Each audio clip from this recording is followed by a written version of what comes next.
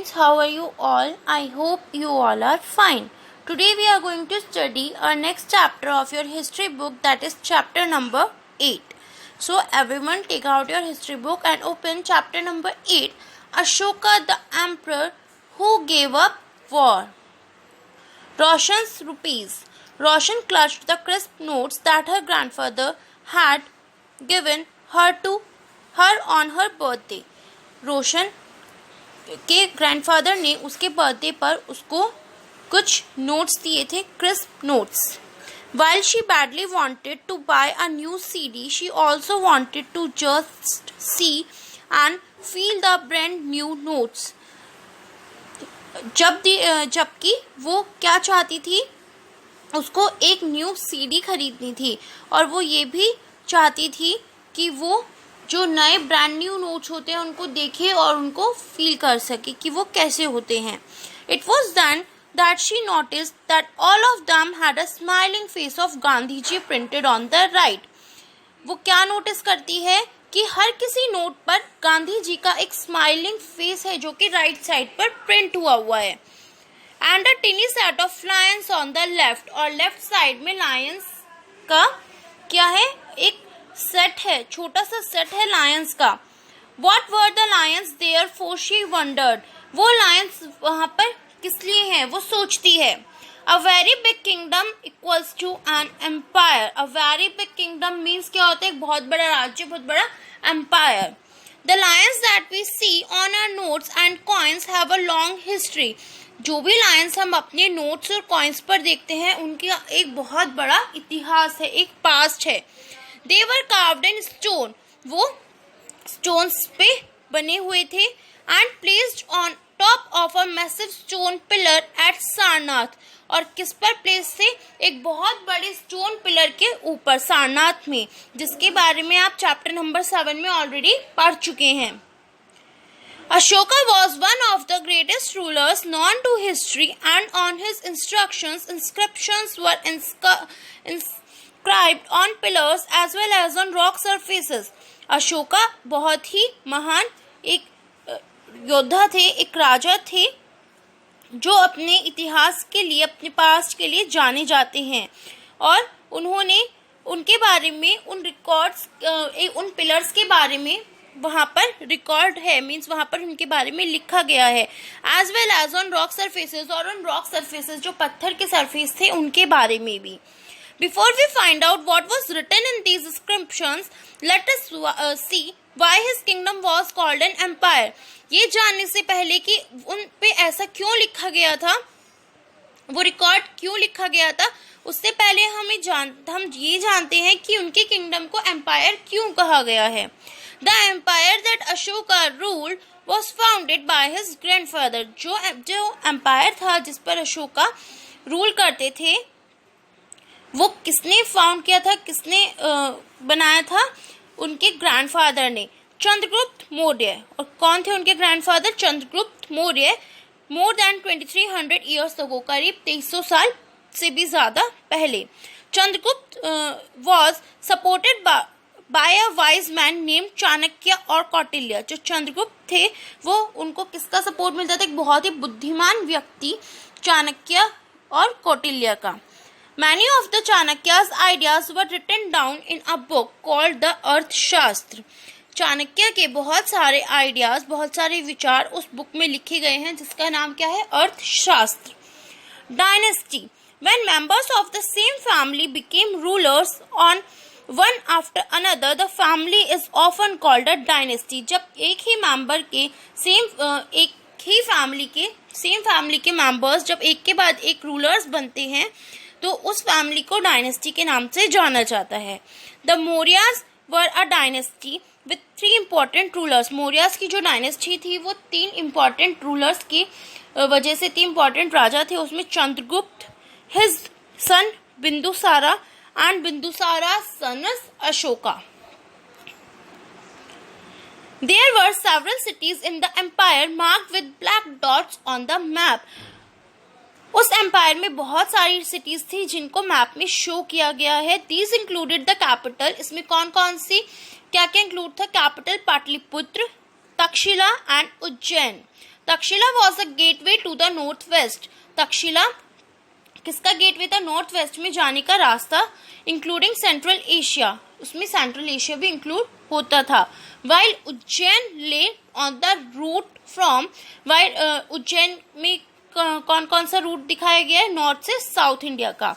Merchants, officials and craft persons probably lived in this cities. Merchants, officials और craft persons इन्हीं शहरों में रहते थे। In other areas there were villages of farmers and herders, और जो और दूसरे एरियाज थे वहाँ पे बहुत सारे विलेजेस में फार्मर्स और हर्डर्स भी रहते थे। In some areas such as central India, कुछ एरियाज जैसे कि central India, there were forest, वहाँ पर फॉरेस्ट भी थे जहाँ पर पीपल फॉरेस्ट से जो भी, फॉरेस्ट में जो भी चीज़ें थी, फॉरेस्ट से जो भी सामान मिलता था उनको रखते थे, और वहाँ पे एनिमल्स का शिकार करते थे अपने खाने के लिए।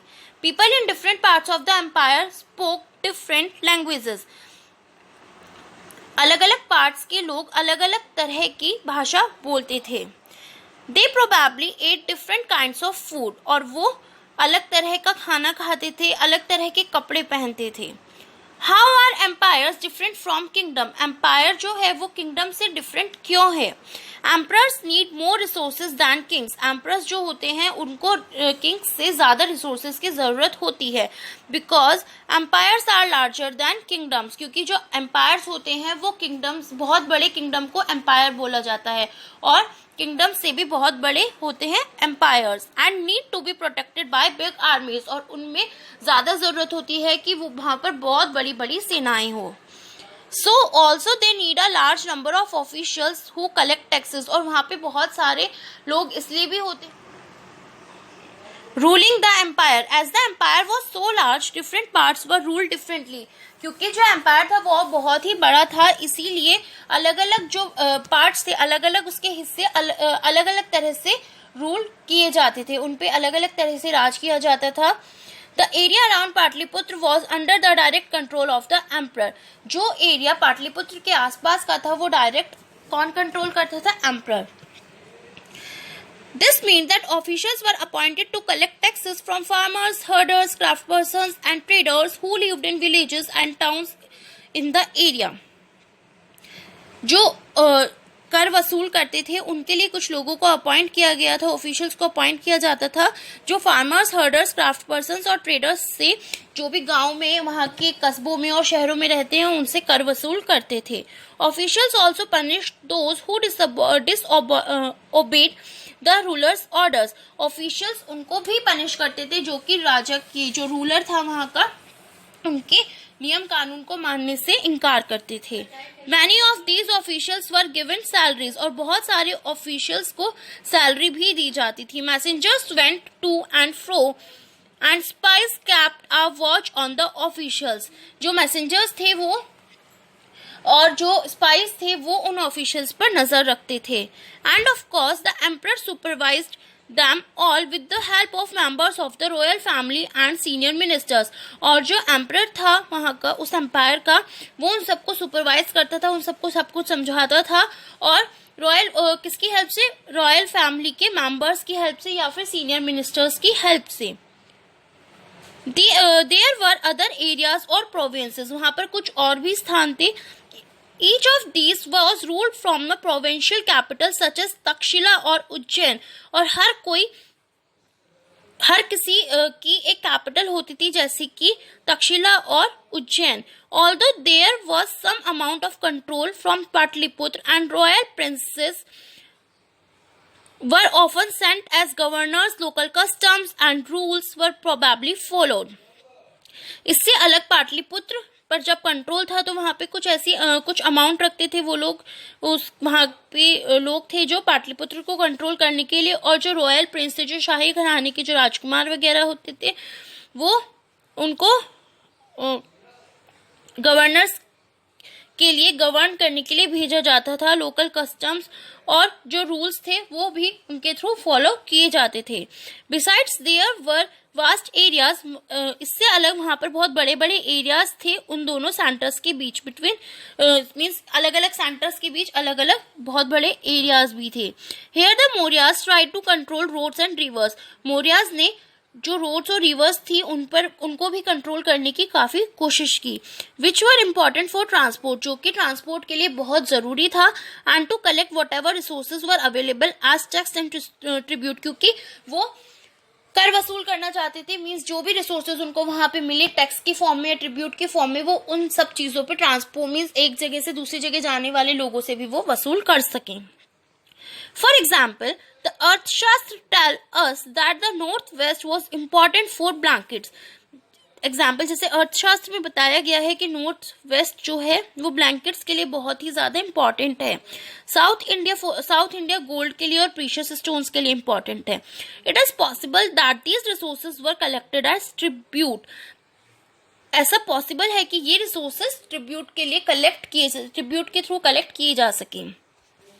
ट्रिब्यूट, अभी ट्रिब्यूट क्या होता है? Unlike taxes which were collected on a regular basis, tribute was collected as when it is possible from people who gave a variety of things more or less willingly. Taxes एक fix amount होती है जो कि उन्हें देनी ही होती है. Tribute होता है कि लोग अपनी मर्जी से कम या ज्यादा देते हैं. There were also the forested regions, वहां पे कुछ जंगली इलाके भी थे. People living in these areas, लोग इन इलाकों में रहते भी थे और वो ज्यादा और कम इंडिपेंडेंट, मीन्स कुछ लोग ज्यादा और कुछ लोग कम इंडिपेंडेंट थे. But may have been expected to provide elephants, लेकिन वो ये एक्सपेक्ट करते थे कि उनको एलिफेंट्स, टिम्बर, लेकिन वो उनसे ये एक्सपेक्ट करते थे कि वो एलिफेंट्स, टिम्बर, हनी और वैक्स मौर्यन ऑफिशियल्स को एज अ ट्रिब्यूट और टैक्स प्रोवाइड कराएं. The emperor and the capital city. Megasthenes was an ambassador who was sent to the court of Chandragupta by the Greek ruler of West Asia named Seleucus Nicator. मेगास्थीन्स एक ambassador था जिसको चंद्रगुप्त की सभा में भेजा गया था ग्रीक्स के थ्रू. वेस्ट एशिया के जो ग्रीक रूलर थे उसके थ्रू, जिसका नाम था Seleucus Nicator.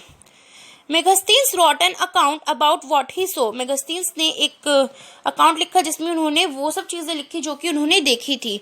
Hair is a part of his description. उसके डिस्क्रिप्शन का यहाँ पर कुछ पार्ट दिया हुआ है. The occasions on which the emperor appears in public are celebrated with grand royal processions. जितने भी ओकेजन्स होते थे जिन पर एम्परर पब्लिक में आते थे उनको ग्रैंड रॉयल मीन्स बहुत बड़ी तरीके से सेलिब्रेट किया जाता था. He is carried in a golden palanquin. वो एक गोल्डन पैलेंक्विन मीन्स एक चेयर, गोल्डन चेयर, सोने की चेयर में आते थे. एक पालकी बोल सकते हैं या चेयर बोल सकते हैं. His guard ride elephants decorated with gold and silver. जो भी उनके गार्ड्स होते थे वो हाथी पर सैर करते थे गोल्ड और सिल्वर से, जिन हाथियों को डेकोरेट किया जाता था. Some of the guards carry trees on which live birds, including a flock of trained parrots, circle about the head of the emperor. और कुछ गार्ड्स ट्रीज कैरी करके चलते थे जिन पे बर्ड्स वगैरह रहती थी और ट्रेंड पैरट्स का एक झुंड भी रहता था. The king is normally surrounded by armed women. और किंग के चारों ओर जो उनकी वुमेन सेना थी वो उनके चारों ओर उनको घेर कर चलती थी. He is afraid that someone may try to kill him. हमेशा जो रूलर था, जो राजा था, उसको ये डर रहता था कि कोई आकर उनको मार ना दे. He has special servants to taste the food before he eats. और उनके कुछ स्पेशल सर्वेंट थे जो कि उनके खाने से पहले उनके खाने को चखते थे. He never sleeps in the same bedroom for 2 nights. वो 2 रात से ज्यादा एक ही बेडरूम में नहीं सोते थे. 2 रातों तक एक ही बेडरूम में नहीं सोते थे.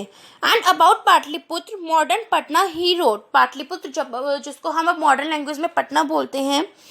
This is a large and beautiful city. ये बहुत बड़ी और बहुत सुंदर शहर है. It is surrounded by a massive wall. इसके चारों ओर बहुत बड़ी बड़ी घनी दीवारें हैं. It has 570 towers and 64 gates. इसमें 570 टावर्स और 64 गेट्स भी हैं।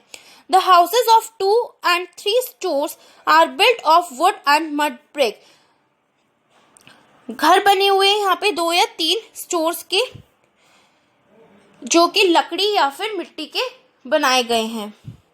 The king's palace is also of wood. जो राजा का जो महल होता था वो भी लकड़ी से बनाया गया है। And decorated with stone carvings. और उस पे पत्थरों से बहुत सारे carvings, बहुत सारे डिजाइन से बहुत सारी कला की गई है। It is surrounded with gardens and enclosures for keeping birds. और उसके चारों ओर गार्डन्स वगैरह हैं जिसमें वो वहां पे बर्ड्स वगैरह को रखते थे। Ashoka, a unique ruler. The most famous Mauryan ruler was Ashoka. बहुत ही फेमस मौर्यन रूलर कौन थे? अशोका।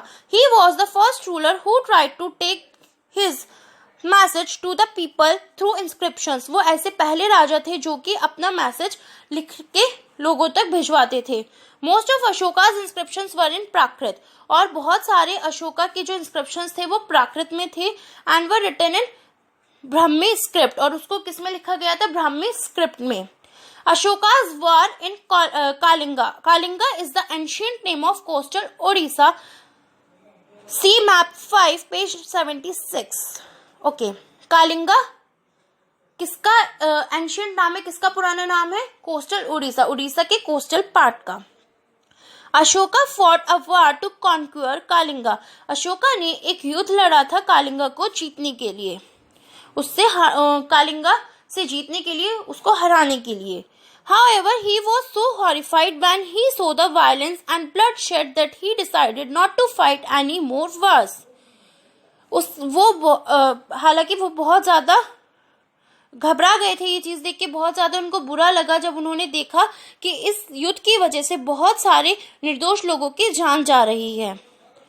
और उन्होंने डिसाइड किया कि वो आगे और ज़्यादा युद्ध नहीं लड़ेंगे। He is the only king in the history of the world who gave up conquest after winning a war. वो ऐसे पहले राजा हैं पूरी हिस्ट्री में, पूरे वर्ल्ड की हिस्ट्री में, जिन्होंने एक युद्ध जीतने के बाद युद्ध करना छोड़ दिया। अशोका's inscription describing the Kalinga war. This is what Ashoka declared in one of his inscription. Ashoka ने अपनी एक इंस्क्रिप्शन में, अपने एक रिकॉर्ड में ये बताया हुआ है, 8 years after becoming king, I conquered Kalinga. King बनने के 8 साल बाद मैंने कालिंगा से जीत हासिल की। About 1.5 lakh people were captured. करीब 1 लाख या उससे 1.5 लाख लोग उसमें पकड़े गए। And more than 1 lakh of people were killed. और करीब 1 लाख लोग उस युद्ध में मारे गए। दिस फिल्ड मी विथ सोरो। इसने मुझ में सोरो भरा। क्यों? Whenever an independent land is conquered, lakhs of people will die. जब भी किसी एक जमीन के लिए लड़ाई होती है तो उसमें लाखों लोगों की जान जाती है। And many are taken prisoner. और बहुत सारे पकड़ लिए जाते हैं। Brahmins and monks also die. जो ब्राह्मण्स होते हैं या जो monks होते हैं वो भी मार दिए जाते हैं। People who are kind to their relatives and friends, to their slaves and servants die or lose their loved ones. लोग अपने रिलेटिव्स को, अपने फ्रेंड्स को, अपनी स्लेव्स को, अपने सर्वेंट्स को मरते हुए देखते हैं और वो उनको खो देते हैं, अपने लव्ड वंस को। That is why I am sad. इसीलिए मैं बहुत दुखी हूँ। And have decided to observe dhamma. और मैंने ये डिसाइड किया कि मैं धम्मा अपनाऊंगा। And to teach others about it as well. और लोगों को भी इसके बारे में बहुत सारी चीजें सिखाऊंगा। I believe that winning people over through dhamma is much better than conquering them through force. मैं ऐसा अब इस चीज में बिलीव करता हूँ कि लोगों को जीता जा सकता है धम्मा से, इन कंपैरिजन ऑफ वार। युद्ध करने से ज्यादा लोगों को जीता जा सकता है धम्मा से। I am inscribing this message for the future. मैं ये मैसेज फ्यूचर तक के लिए बताना चाहता हूँ। So that my son and grandson after me should not think about war. जिससे कि मेरा बेटा और मेरा जो ग्रैंडसन है वो भी युद्ध के बारे में ना सोचे। Instead they should try to think about how to spread dhamma. इसके बावजूद उनको ये ताकि वो ये सोचने की कोशिश करें कि धम्मा को कैसे अपनाएं और उसको सारी जगह पर कैसे फैलाएं। Dhamma is the Prakrit word for the Sanskrit term dharma. Dhamma एक प्राकृत वर्ड है संस्कृत टर्म धर्म का। What was Ashoka's Dhamma? Ashoka's Dhamma did not involve worship of a god or performance of a sacrifice. Ashoka धम्मा ये नहीं है कि भगवान की पूजा करनी है उसमें या कोई sacrifice करना है। He felt that just as father tries to teach his children, he had a duty to instruct his subjects. इसमें सिर्फ इतना है कि जैसे एक फादर अपने चिल्ड्रन को कुछ सिखाता है, यही हमारी ड्यूटी है कि हम अपने सब्जेक्ट्स के बारे में और लोगों को अवेयर कराएं। He was also inspired by the teachings of the Buddha. और वो किससे भी बहुत ज़्यादा इंस्पायर हुए, जो बुद्धा के सिखाई हुई चीज़ों से। There were a number of problems that troubled him. यहाँ पे बहुत सारी ऐसी समस्याएं थी जो उनको परेशान कर रही थी। People in the empire followed different religions. जो इस एम्पायर के बहुत सारे लोग अलग अलग धर्मों से बिलोंग करते हैं and this sometimes led to conflict. और इसकी वजह से बहुत ज़्यादा युद्ध वगैरह और लड़ाइयाँ वगैरह भी होती हैं। एनिमल्स वर सेक्रीफाइस्ड, एनिमल्स की भी जानी जाती हैं। Slaves and servants were ill treated, जो स्लेव्स हैं, जो सर्वेंट्स हैं, जो दास दासी हैं, नौकर चाकर हैं, उनको बहुत बुरी तरह से ट्रीट किया जाता है। Besides there were quarrels in families and amongst neighbours, और फैमिली मेंबर्स में और पड़ोसियों में भी इन बात को लेकर बहुत ज़्यादा झगड़े होते हैं। Ashoka felt it was his duty to solve these problems. Ashoka ने सोचा कि ये उसकी ड्यूटी है कि वो इन प्रॉब्लम्स को कैसे सॉल्व करे। सो ही अपॉइंटेड ऑफिशियल्स, तो इसीलिए उसने बहुत सारे ऑफिशियल्स को अपॉइंट किया, नॉन एज धम्मास महात्मा, जिनको धम्मा महात्मा बोला गया है। Who went from place to place teaching people about dhamma, जो एक जगह से दूसरी जगह गए लोगों को धम्मा के बारे में, धर्म के बारे में सिखाने के लिए। Besides Ashoka got his messages inscribed on rocks and pillars, Ashoka ने अपने बहुत सारे मैसेजेस स्टोन पिलर्स पर और रॉक्स पर लिखे, instructing his officials to read his message to those who could not read it themselves, और अपने ऑफिशियल्स को, जो अपने साथ के जो लोग थे, उनको ये मैसेज दिया कि तुम्हें ये मैसेज उन लोगों तक पहुंचाना है जो कि इसको नहीं, खुद से नहीं पढ़ सकते। Ashoka also sent messengers to spread ideas about dhamma to other lands, Ashoka ने बहुत सारे मैसेंजर्स को एक जगह से दूसरी जगह फैलाया जिससे कि वो धम्मा के बारे में अलग अलग जगहों पर जाकर बता सकें, such as Syria, Egypt, Greece and Sri Lanka.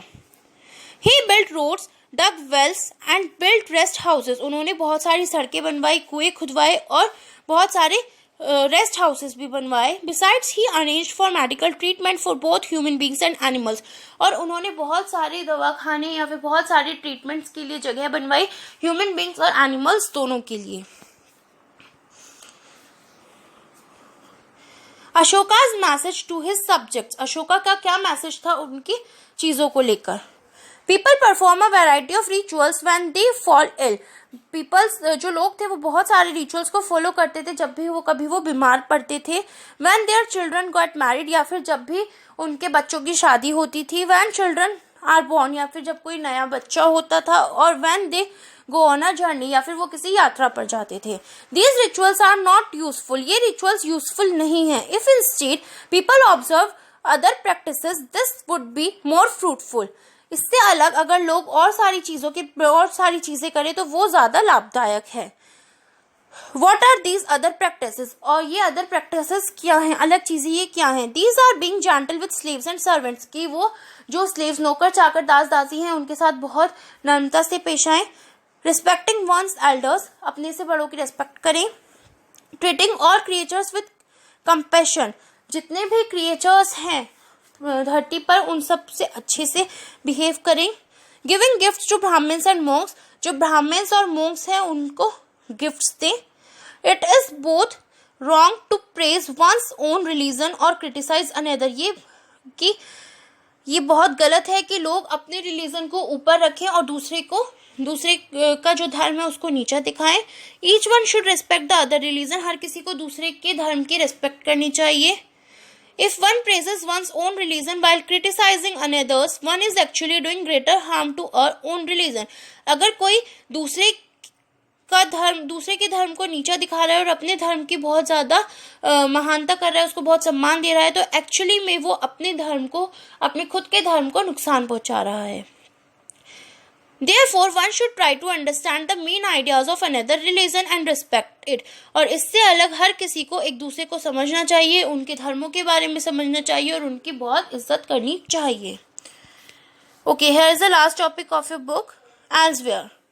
Somewhat before the time of the Mauryan Empire, about 2400 years ago, emperors in China began building the Great Wall. Mauryan empire से पहले करीब 2400 साल पहले जो एम्परर्स थे चाइना में जो एम्परर्स थे उन्होंने एक बहुत बड़ी वॉल खड़ी की. उन्होंने एक वॉल बनाई, the great wall. It was meant, जो कि उन्होंने मोहनजोदारो में बनाई थी. It was meant to protect the northern frontier of the empire from pastoral people, जिससे कि वो जो भी लोग उनके अगेंस्ट थे उनसे अपने आप को बचाना चाहते थे.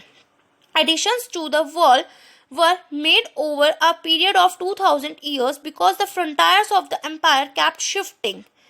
इससे अलग उस वॉल को 2000 साल पहले बनाया गया, जिससे कि जो एम्पायर था वो उस वॉल के बीच में शिफ्ट हो गया.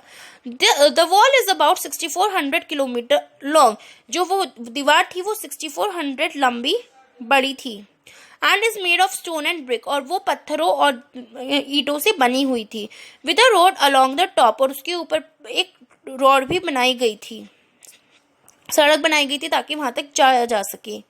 Several thousand people work to build the wall. करीब हजारों लोगों ने उस वॉल को बनाने के लिए काम किया. There are watch towers all along और at distances of about 100 to 200 metre, और 100-200 मीटर की दूरी पर बहुत सारे वहां पर टावर्स भी बनाए गए. ओके, नाउ आई होप आपको ये चैप्टर समझ आया होगा. So please watch the video carefully and read the chapter carefully. Okay, thank you, bye bye.